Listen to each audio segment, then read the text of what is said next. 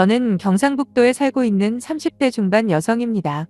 하는 일은 무역회사에서 수출입 관련 업무를 담당하고 있는데 주 5일에 연봉도 꽤 높은 편이라 만족하며 지내고 있습니다. 제가 이렇게 사연을 올리기로 한 이유는 바로 전 남편의 구속 사실을 얼마 전에 들었거든요. 혼자 간직하기에는 입이 너무 근질근질하기도 하고 제 이야기를 널리 알려 경각심도 드리고자 용기를 내봅니다.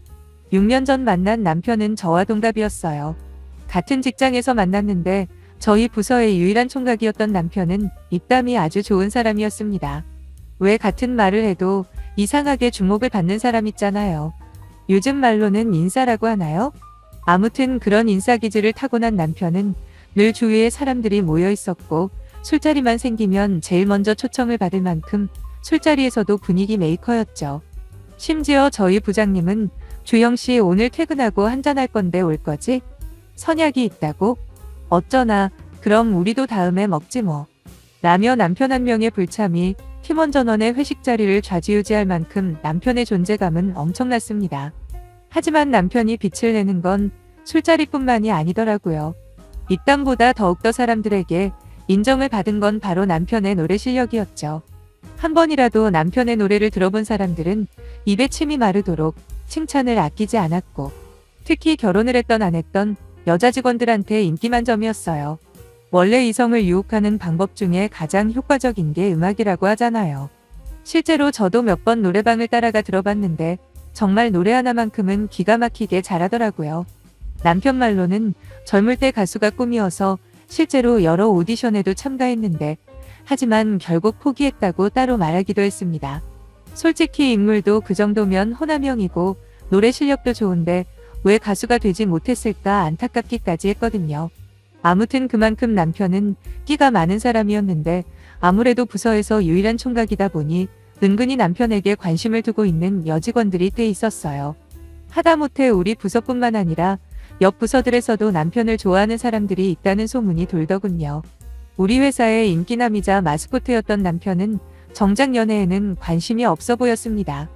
늘 퇴근하면 친구들이나 회사 동료들과 술자리를 가지고 마지막 코스는 당연히 노래방이었던 남편이 어느 날 뜬금없이 제게 그러더라고요. 미숙 씨는 왜 저만 보면 피해요? 제가 뭐 불편하게 한 거라도 있으면 말해봐요. 그렇게 피하지만 말고요. 같은 부서에서 일한 지도 벌써 1년이 다 돼가는데 난 미숙 씨 형제가 몇 명인지도 아직 모르네요. 남편의 갑작스런 대화 시도에 얼굴이 붉어진 저는 아무런 대답도 못하고 그냥 그 자리를 피해버리는 게 전부였습니다. 네, 맞습니다. 남편을 좋아하는 많은 여직원들 중에 저도 포함되었거든요. 하지만 워낙 자신감이 없던 저는 언감생심 남편을 좋아하는 마음을 표현하기는커녕 우연이라도 둘이 같이 있기라도 하면 도망가기 바빴는데 그런 제게 남편은 오히려 관심이 생겼나 봐요. 어느 날 회식 자리에서 공개적으로 고백을 하는 겁니다. 미숙 씨, 저 미숙 씨 좋아합니다. 제 마음 좀 받아주세요. 아주 상사병 제대로 걸렸어요. 사람 하나 살린다 생각하고 한 번만 사귀어주세요. 라는 생뚱맞은 남편의 고백에 주위 동료들은 휘파람을 불고 환호를 지르며 이구동성으로 사귀라고 소리를 지르더라고요. 저는 부끄럽기도 하고 한편으로는 또 엄청 기뻤네요. 그렇게 회사 내에서 공개 연애를 시작하고 딱 6개월 만에 저희는 결혼에 골인을 했죠. 둘 다 나이가 어린 편이 아니라 그런지 영가 집안에서 하도 결혼을 재촉을 하길래 저희는 어차피 결혼할 마음이 있는데 미룰 필요가 있냐 하면서 빠르게 진행을 했습니다. 결혼 준비 기간 동안 별 다툼이나 문제 없이 착착 준비를 했고 드디어 꿈에 그리던 신혼생활이 시작되었죠. 처음엔 좋았어요. 남편이랑 퇴근하고 함께 집으로 오는 길에 마트에 들러서 오늘은 뭐 해먹을까 하며 함께 의논하는 것도 좋았고 제가 요리를 할 때면 뒤에서 식탁을 세팅하고 음악을 틀어주는 남편의 배려도 좋았습니다. 하지만 그것도 딱 한 달 가더군요. 신혼의 달콤한 말이죠. 그 후로는 바로 현실이었습니다. 가장 저를 힘들게 한 건 바로 시어머니의 참견이었네요. 저희 집 얻을 때 딱 반반 돈 내서 얻었습니다. 그래서 명의도 공동으로 한 거고요. 하지만 시어머니는 수시로 자기 집 드나들듯이 저희 신혼집을 찾아오시는 겁니다. 거기다 제가 살림하는 거 하나하나 꼬투리 잡으면서 저를 괴롭히셨죠. 하도 뭐라고 하시니까 저도 어쩔 수 없이 한마디 했네요. 어머니, 저 살림 못하는 거 알아요. 하지만 조금씩 노력하고 있으니 조금만 이쁘게 봐주시면 안 돼요? 라고요. 하지만 어머님은 오히려 짜증을 내시며 누구는 살림 배워서 한다니? 다 자기가 알아서 눈치껏 하는 거지. 니네 집에선 이런 것도 안 가르치고 시집을 보낸 거야? 하면서 혀까지 끌끌 차시는 거예요. 다른 건 몰라도 니네 집이라는 표현이 무척 거슬리더라고요. 어머니 말씀이 좀 지나치신 거 아니에요? 아무리 제가 살림이 서툴러도 그렇지. 저희 부모님까지 언급하시는 건 아니죠. 하고 단호하게 따졌습니다. 그랬더니 시어머니는 더 이상 아무 말 못하고 돌아가셨는데 그 뒤로 저는 완전히 찍혀서 나쁜 며느리가 되어버렸습니다. 하지만 제가 틀린 말을 한 것도 아니고 바른 말 한마디 했다고 미움을 받는다 해도 그건 어쩔 수 없다 생각하고 무시하면서 살았어요. 그런데 시어머니만 절 힘들게 한 게 아니더군요. 한동안 잠잠하던 남편이 슬슬 본색을 드러내는 겁니다. 신혼 초에는 일주일에 한 번 정도 술자리를 가지던 남편은 시간이 지날수록 사람들과 어울리는 횟수를 늘려갔는데 당연히 노래방은 필수였죠. 한두 번도 아니고 이대로 그냥 놔둘 수는 없다 싶더군요. 그래서 요즘 왜 이렇게 자주 마시냐고, 우리가 결혼한 지 10년이 된 것도 아니고 이제 따끈따끈한 신혼인데 술을 마시더라도 적당히 마시고 들어와야 하는 거 아니냐 따졌어요. 거기다 새벽에 들어오는 건 진짜 아닌 것 같다 했더니 남편은 말로는 미안하다 하긴 하더군요. 하지만 술 자체는 빨리 마셨는데 그놈의 노래방 때문에 늦었다고 하길래 도대체 그놈의 노래방에 꿀 발라놨냐 소리치며 혹시 자기도 다른 사람들처럼 아가씨들 부르고 뭐 그러는 건 아니지? 라고 물어본 적도 있습니다. 솔직히 제가 순진한 건지 아님 멍청한 건지 노래방은 노래만 하는 곳인 줄 알았거든요. 그나마 결혼한 후에 주위 사람들에게 저희 남편이 노래방을 자주 간다고 말했더니 다들 깜짝 놀라시더라고요. 그러면서 남편 단돌이 잘하라고 이것저것 알려주셔서 그제야 알았네요. 하지만 전 그때까지만 해도 남편이 노래 부르는 걸 워낙 좋아하니 순수하게 노래방을 자주 간다고만 생각했죠. 그때도 남편은 제 물음에 너무도 당당하게 대답을 하더라고요. 당연하지. 의심되면 아무 때나 전화해도 좋아 좋고 정 의심되면 불시에 영상통화 걸어도 좋아. 과연 아가씨가 있나 없나 확인해보라고. 내가 3초 안에 받을 테니까 꼭 전화해봐. 그래야 나도 의심을 벗지. 아무튼 난 씻고 잔다. 라며 화장실로 들어가는데 그때는 믿음이 안 갈 수가 없었네요. 게다가 실제로 전화를 한 적도 몇 번 있습니다. 딱히 의심이 되거나 그래서 한 건 아니고요. 그냥 너무 늦으니까 걱정돼서, 그리고 보고 싶어서 전화를 하면 남편은 정말 거의 바로 받았고 영상통화를 한 적도 있습니다. 실제로 남편이 자신만만했던 것처럼 그곳의 아가씨들은 안 보여서 오히려 더 남편을 신뢰하게 되었는데 진짜 멍청해도 이렇게 멍청할 수가 있을까요? 나중에 알고 보니 남편은 아예 아가씨들을 부를 때 혹시라도 마누라한테 전화 오면 바로 나가라고 시킨 거랍니다. 하지만 저는 그것도 모르고 괜히 남편을 오해한 게 미안해서 용돈을 더 챙겨주기도 했다니까요. 뭐 그건 그렇다 쳐도 남편의 늦은 귀가는 점점 잦아지는데 전 스트레스가 극에 달해 그 후로 노래방 문제로 여러 번 싸웠습니다. 그런데도 남편의 노래방 사랑은 식을 줄을 모르더라고요. 거기다 회사 사람들과 갈 때를 돌이켜보면 남편은 노래 부를 때 빼고는 완전히 얌전하게 놀았거든요. 그러니까 친구들과 노래방을 가도 그런 줄만 알았죠.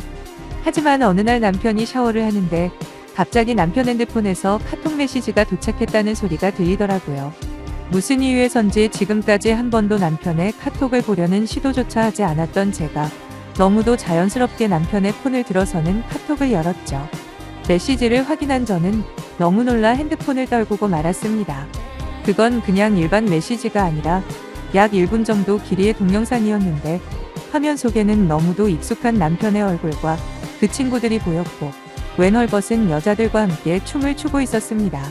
어느 정도 짐작이라도 하고 있던 상태였더라면 그렇게까지 배신감을 느끼거나 화가 나지는 않았을 겁니다. 하지만 남편이 그럴 거라고 전혀 의심조차 하지 않았기 때문에 손까지 덜덜 떨리더라고요. 다급하게 다른 영상들을 몇 개 더 확인해 봤는데 그야말로 가관이더라고요. 제가 맨 처음 본 영상은 양반이었습니다. 정말 성행위만 하지 않았을 뿐이지 온갖 지저분한 짓은 모조리 다 하며 뭐가 그리 신나서는 킬킬대는 남편과 친구들이 마치 발정난 짐승들처럼 보였네요. 그러다 남편이 샤워를 마치고 나오는 소리가 들리자마자 저는 급하게 몇 개의 영상을 제 카톡으로 보내고 남편을 뚫어져라 노려봤죠. 왜 그런 눈으로 보는 거야? 아니 자기야, 그거 내 핸드폰 아니야? 라며 잽싸게 폰을 낚아채 가더라고요. 그리곤 자기 핸드폰을 뒤적거리더니 지금 내 핸드폰 훔쳐본 거야? 이제 하다 별짓을 다 하네? 라면서 되려 저한테 화를 내는 남편이 사람으로 안 보였습니다. 저는 일단 핸드폰 훔쳐본 건 미안한 일이라고 인정부터 했습니다. 그래야 나중에 딴 말 안 할 것 같아서요. 그리곤 본격적으로 따져들기 시작했죠. 근데 너 노래방에서 노래만 부른다며? 아니던데? 너야말로 별짓 다 했더만. 네가 인간이면 어떻게 결혼한 지 4개월도 안 돼서 그딴 짓을 하고 돌아다니니? 아니지. 결혼이 문제가 아니라 애초에 그런 인간이었겠지. 난 더 할 말 없으니까 우리 그만하자. 너 같은 놈을 믿고 평생 살려고 한 내가 병신 중에 상병신이다. 저는 그 말을 끝으로 곧바로 친정으로 왔고 이혼 소송을 진행했습니다. 제가 가진 영상이라곤 노래방에서 여자들과 질펀하게 노는 몇 개뿐이었는데 불행히도 그걸로는 배우자의 유책 사유로 인정이 안 된다고 하더라고요. 그걸 알게 된 남편은 의기영양하게 전화를 해서는 약 올리듯 말하는 거예요. 그냥 한 번만 봐주고 집으로 들어오라고. 어차피 이혼해도 제가 챙길 게 별로 없다는 남편은 요즘 세상이 아무리 달라졌다고 해도 대한민국에서 이혼녀 딱지 달고 사는 게 어디 보통 일이냐는 겁니다. 진짜 일말의 반성도 안 했더군요. 제가 한마디도 안 하고 침묵으로 일관하니까 그제서야 자기가 잘못했으니까 그냥 넘어가자고 앞으로 노래방도 안 간다고 약속까지 하는데 그 말을 제가 어떻게 믿겠습니까? 솔직히 믿는다고 해도 애초에 저를 속인 남자를 다시 믿는다는 게 말이 안 되잖아요. 전 다 필요 없고 이혼할 거라고 계속 고집을 피웠습니다. 그랬더니 이번엔 태도를 바꾸는 겁니다. 막말로 자기가 노래방 사건 말고 모자란 게 뭐가 있냐며 일자라고 돈도 꼬박꼬박 가져다 준다는 걸 자랑이라고 떠들어대더군요. 정말 코웃음이 나왔네요. 멀쩡한 정신 박힌 놈이면 당연히 해야 할 일을 생색내는 게 너무 가소로웠거든요. 자꾸 떠들어대는 남편에게 저도 한마디 남겼습니다. 너도 참 쓰레기 중에 쓰레기다. 노래방 가서 여자들이랑 논 것도 용서 못하지만 그것보다 나한테 거짓말한 거는 왜 빼니? 그리고 다른 게 아무리 완벽하다 해도 와이프 속이고 노래방에서 다른 여자들이랑 그런 짓을 하는 남자랑 누가 살 것 같냐? 반반이 혼이던 말던 아무 상관없어. 난 무조건 너랑 이혼할 거야. 라고 말하곤 전화를 끊어버렸어요. 그 후로 길고 긴 법정 싸움 끝에 결국 남편 말대로 반반 이혼을 했습니다. 저는 너무 억울했지만 그래도 그 인간과 정리를 했다는데 만족을 하고 이혼녀 소리 들으면서 더 악착같이 일에 매달렸고 덕분에 지금은 최연소 팀장까지 달았습니다. 그렇게 제 인생은 아무 걱정 없이 하루하루 알차게 익어가고 있는 중이죠. 헌데 남편은 어떻게 되었냐고요? 당연히 다른 회사로 갔죠. 제가 남편에게 그랬거든요. 이혼했다고 끝낼 거라 생각하지 말라고요. 앞으로 회사에서 널 또 볼 생각을 하니까 벌써부터 구역질이 올라오려 한다. 그러니까 사표 쓰고 다른 데로 꺼지라고 했습니다. 너 정도 거짓말 실력이면 충분히 일할 때 구할 수 있을지도. 뭐 그건 네가 알아서 하고 아무튼 이번 달 내로 사표 쓰라고 했죠. 그랬더니 남편은 징그럽게 웃으면서 이혼까지 한마당에 내가 왜 네 말을 들어야 하냐? 그만두려면 네가 그만두던가. 난 아무 상관없거든. 라고 저를 비웃더라고요.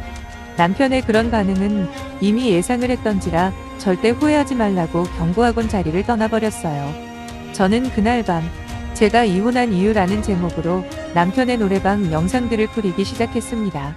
일단 가장 먼저 전시 부모님께 보냈고 그리고 회사 동료들한테도 전부 보냈죠. 당연히 남편은 고소한 애만의 난리를 쳤지만 상관없었어요. 그냥 이대로 보내주기에는 너무 억울했으니까요. 그리고 고소를 해봐야 벌금 내면 그만이라는 생각도 있었고요. 영상이 돌고 난 후 얼마 지나지 않아 남편은 회사에서 완전히 죽일 놈이 되었고 사람들은 저를 동정하며 위로해주더라고요. 사실 위로를 바란 거 아니었습니다. 그다지 큰 위로가 되지도 않았고요. 결국 남편은 일주일을 다니다가 회사에서 권고사직 명령을 받고 사표를 쓰고 회사를 그만뒀는데 그 후로는 소식이 끊어졌어요. 그리고 몇 년이 흐른 지난주에 충격적인 전 남편의 현재 상황을 전해들었네요. 정말 생긴 대로 논다더니 글쎄 코로나 때문에 노래방을 거의 끈다시피 했던 남편이 이번 정부가 바뀌고 방역 제재가 풀리자마자 물 만난 물고기처럼 친한 친구들과 노래방을 열심히 다녔다고 하더라고요. 그리고 집버릇게 못 준다고 또 동영상을 촬영하기 시작했는데 이번엔 아주 수위가 센 영상들을 찍었다네요. 문제는 그걸 또 자기들끼리 돌리고 히히덕거린 거죠. 그러다 친구 와이프한테 딱 걸렸고 그 와이프는 가차없이 바로 경찰에 신고를 해버렸답니다. 제 경우와는 다르게 무슨 성폭력에 관한 특별법이 적용되는 케이스라 바로 조사 들어가서 입건까지 되었다고 하더라고요. 이게 무슨 개망신인지 거기다 남편은 실제로 행위하는 영상까지 찍어서 돌리는 바람에 가중처벌까지 받게 돼서 빼박 감옥행이라고 합니다. 이 이야기를 전해준 직장 동료는 자기도 너무 놀랐다며 그 일로 인해 전 남편과 그 친구들 집안이 아주 쑥대밭이 되었다네요. 이래서 인과응보라는 말이 생겨났나 싶더라고요. 사실 그때 그렇게 전 남편을 쫓아내고 계속해서 뒤가 개운하지 않았는데 이제야 뭔가 제대로 마침표를 찍은 느낌이랄까요? 아무튼 갑자기 생각나서 주저리 제 이야기를 해봤는데 어떠셨는지 모르겠네요. 한때는 제 남편이었던 사람이었지만 결국 못된 버릇 못 고치고 감옥까지 갔다는데 그냥 넘어갈 수가 있나요?